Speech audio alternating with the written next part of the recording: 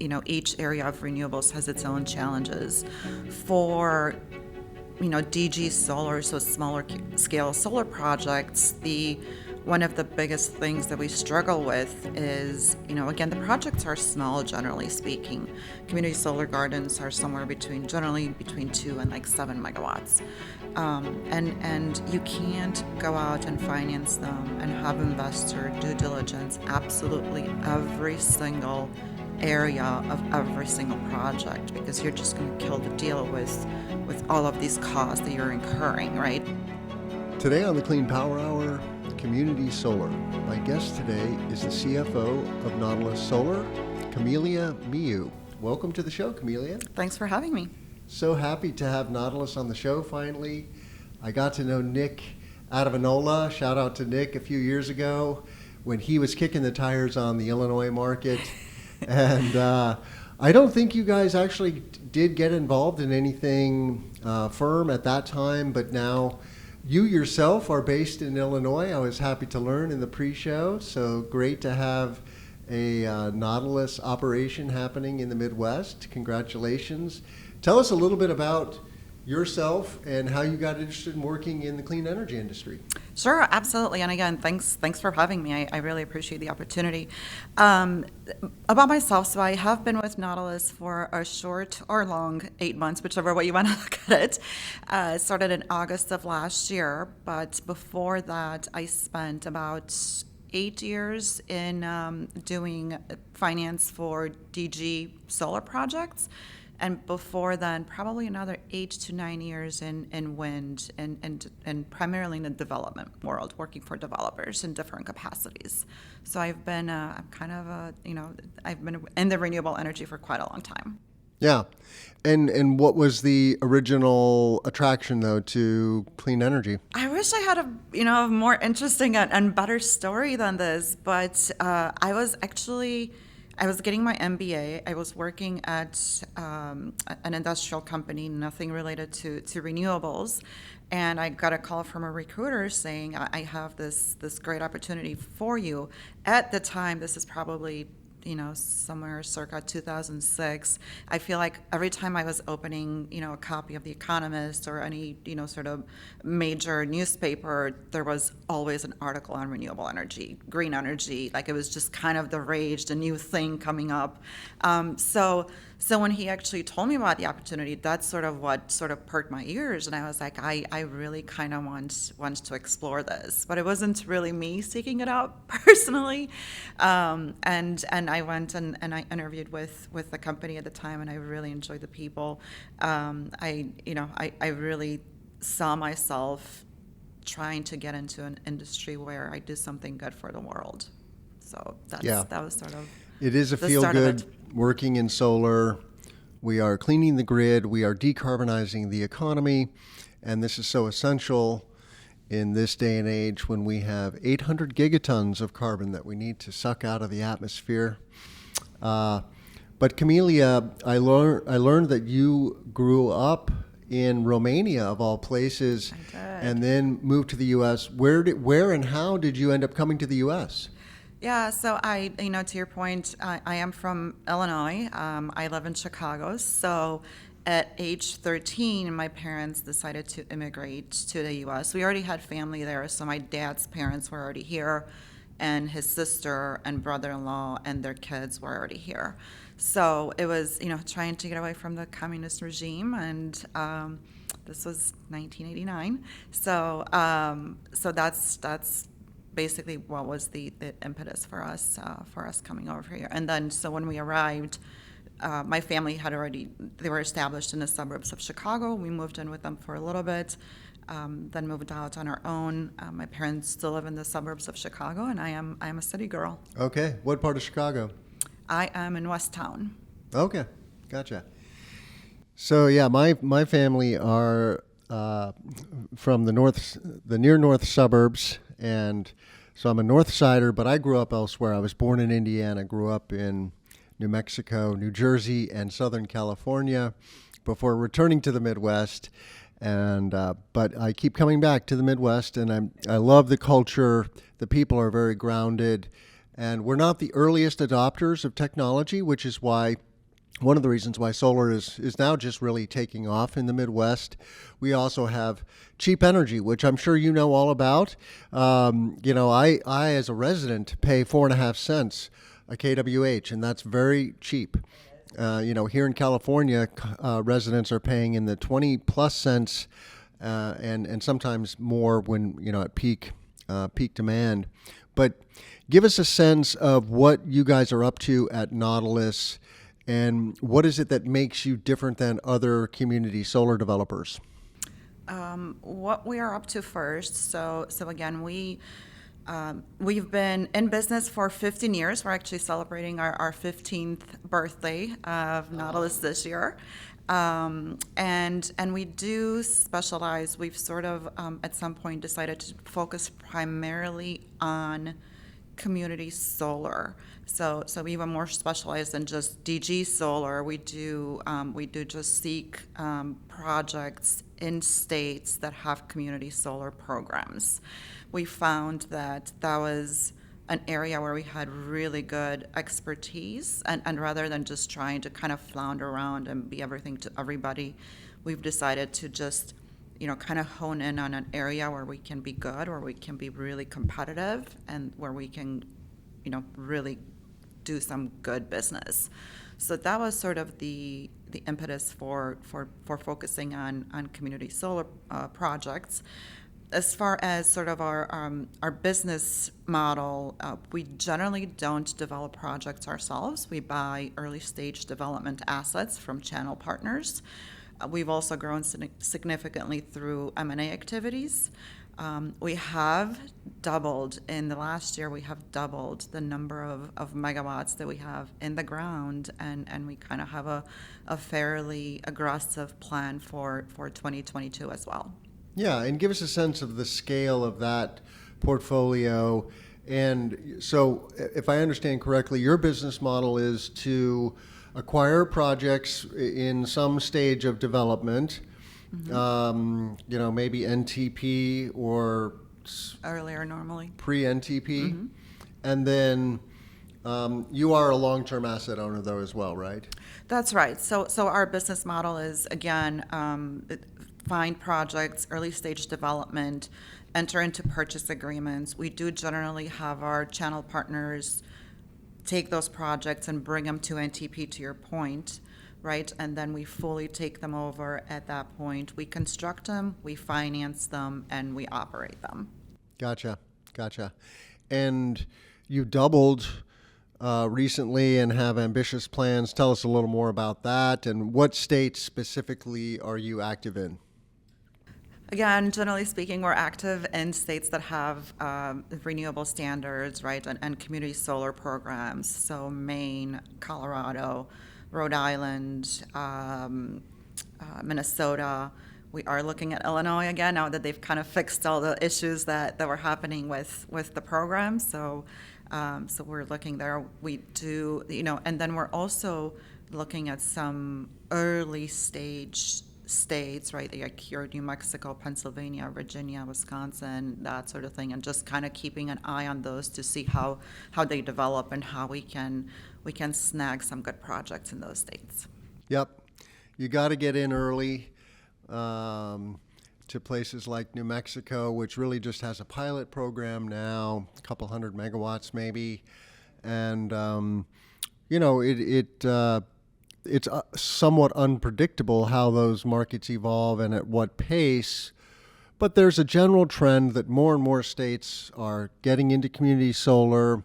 It's a nice size, right? You've got these 20 to 40 acre solar farms sprinkled across the landscape, and then making that energy available to residents and business owners and anybody who wants clean energy but doesn't have the ability or the desire to put a power plant on their building or their ground. So it's very popular with local governments and residents alike.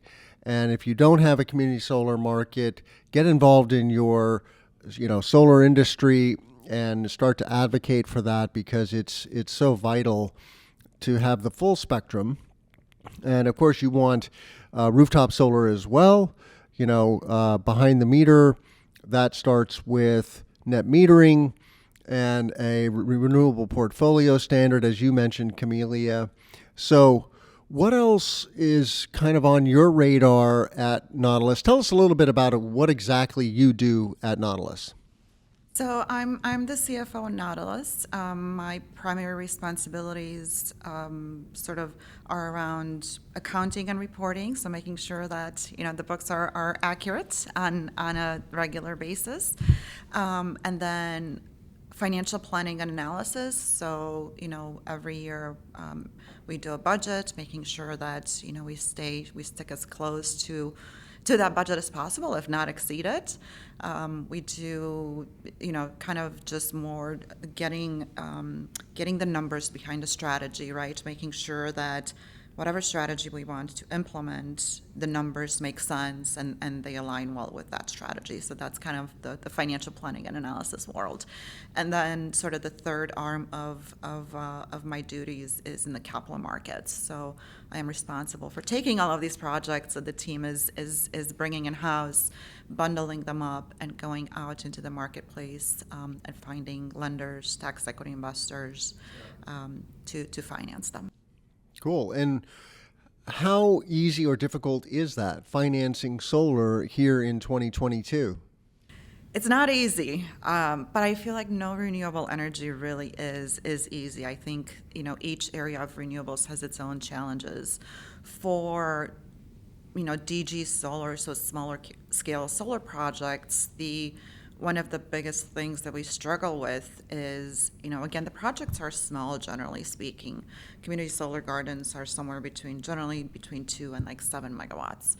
And you can't go out and finance them and have investor due diligence absolutely every single area of every single project, because you're just going to kill the deal with all of these costs that you're incurring, right? If you're financing one very large 200 to 600 megawatts utility scale solar or wind project, it's one project that you're due diligencing. It's generally one interconnection agreement, one offtake agreement, maybe a couple.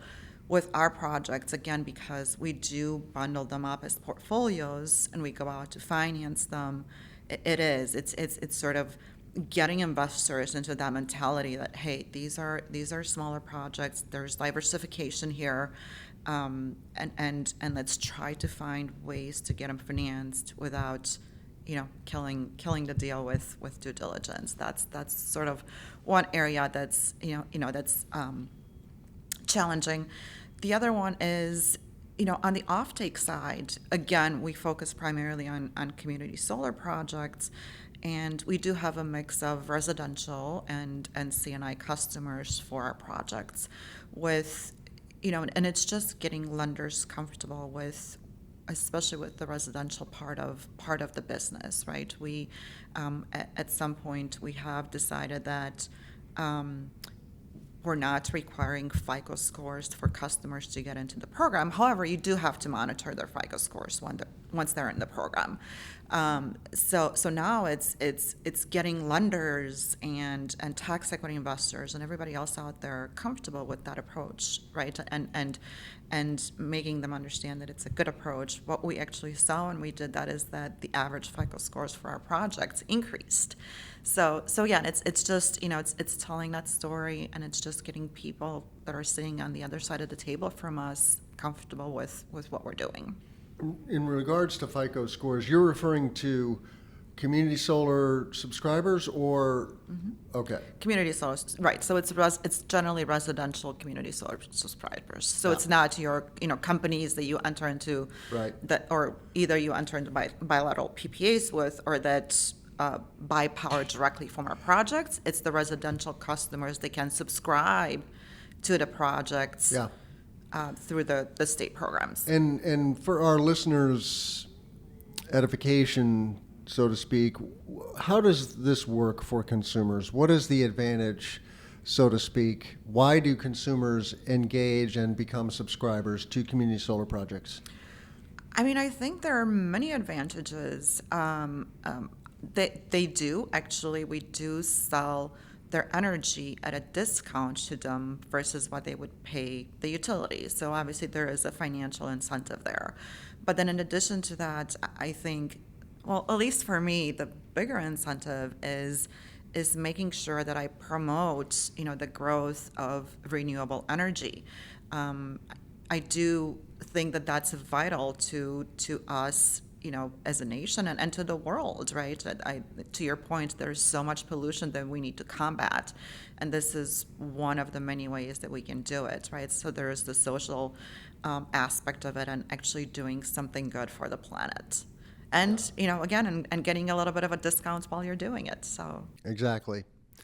So you can save money, go green, and help build a brighter future. That's how I like to phrase it. So, what is the tell us as to the extent that you can? Well, I have a couple questions. Love to hear a little bit about the future of Nautilus. But we're here at SAMNA, the Solar Asset Management North America Conference. What is it that brings you to SAMNA? What is your interest personally as the CFO and Nautilus? absolutely. Again, Nautilus is in the business of, we do have assets that we operate long term, and we plan to operate them, for 35, 40 years throughout their useful life. So for the company, I think it's important for all of us to come to these conferences and find out, what the new trends are, where the industry is heading, what others are doing, sharing our knowledge and our expertise, and this is one real good way to do that.